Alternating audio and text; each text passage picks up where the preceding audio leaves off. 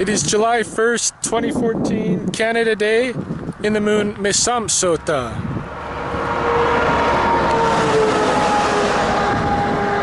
I'm on the road in British Columbia, en route to Spokane, Washington, where I'm going to be giving a presentation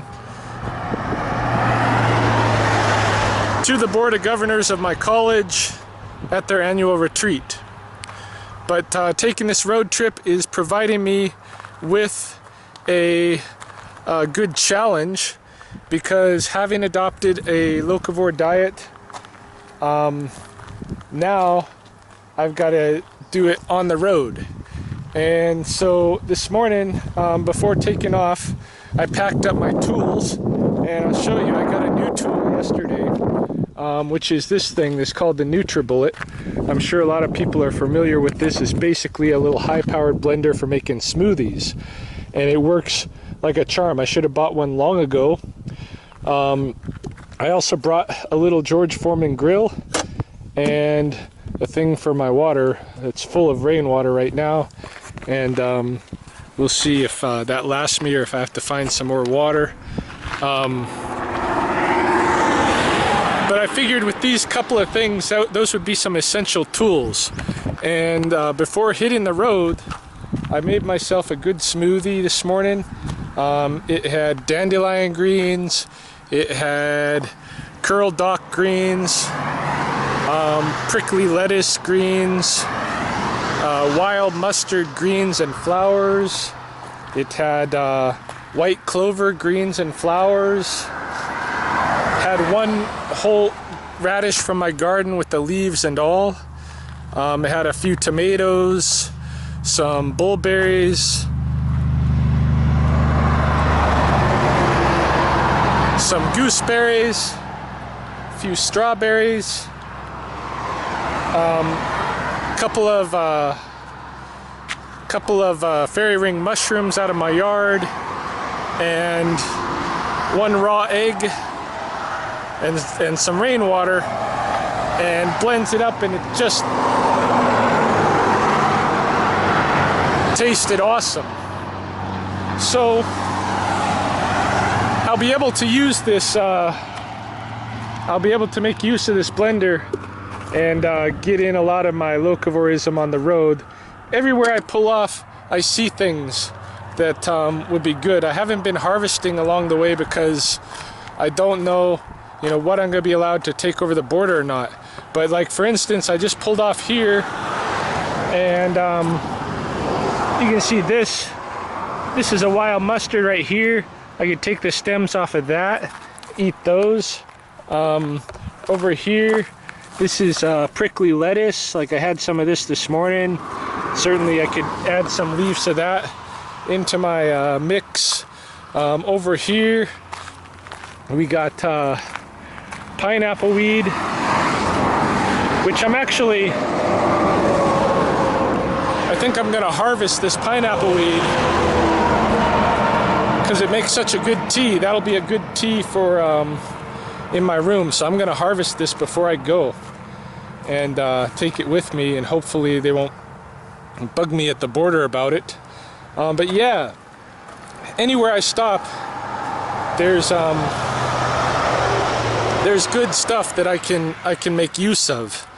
I also brought with me a fly fishing rod and a bow and arrow, just in case I have, any potential for use of either of those, to get in some protein. But I'm pretty sure I can find some local salmon shops and stuff along the way. I'm just not going to buy anything like that till I get on the Washington side, and then once I'm across the border, I can really start loading up on the locavore foods to bring with me to my room this evening. I also brought a friend with me.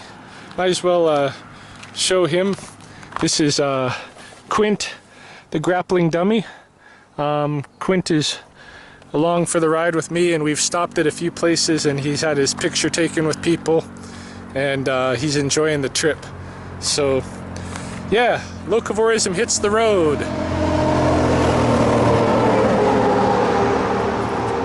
It's my first attempt at that. Okay, I have crossed the border at Kings Gate into Idaho, and I found a good food resource here. I just spotted off the side of the road in a chain-up area. This, of course, is cattail, and right now the cattail stalks are going to be perfect for eating the inner stalk. So I'm going to pick some of these cattail, harvest some of these real quick. Okay, I've picked about a dozen cattails, and the part that I want is actually the inner core of these stems, which look like this, and they're very soft and eatable. And so I just got a pile of the leaves. I just pull the leaves off, get at the inner core, and keep just the amount of the inner core that's nice and soft. And that's what I'm going to take with me as part of my locavore food. Another quick roadside stop, basically to take a leak, but I've come into a patch of salmon berries, and unfortunately they're not ready yet. I would have loved to harvest some salmon berries. That would have been good. I think most of the berry fruits and stuff like that are not ready yet. However, there is up this way by the road a little bit. There is here these purple clovers. Now, I haven't had these since I was in Oregon, because they don't grow in Alberta. But these are really good. They got good nectar in them. We used to pull the flower heads out, the little things like this, when we were kids, and just to eat the base of them, because they taste so sweet. They they almost taste like honey. They got a nectar to them. So I'm gonna pick some of these and bring them along for putting into the NutriBullet later. I don't think she can even see. She doesn't know what's going on. Yeah. So I'm at my room at the Northern Quest Casino and Resort in Spokane. Quint is here. He's just chilling in the chair.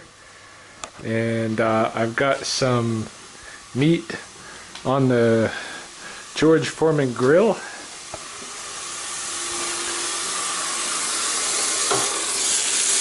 There we go. Yeah, I picked up some meat and some cherries, because there really isn't much for. I haven't found much for Locavore fare yet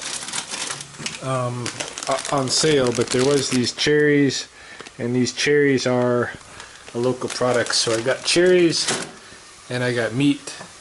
And I cooked myself a slab of the meat. It's just flank. Cook myself a slab of flank, and that's gonna be my dinner.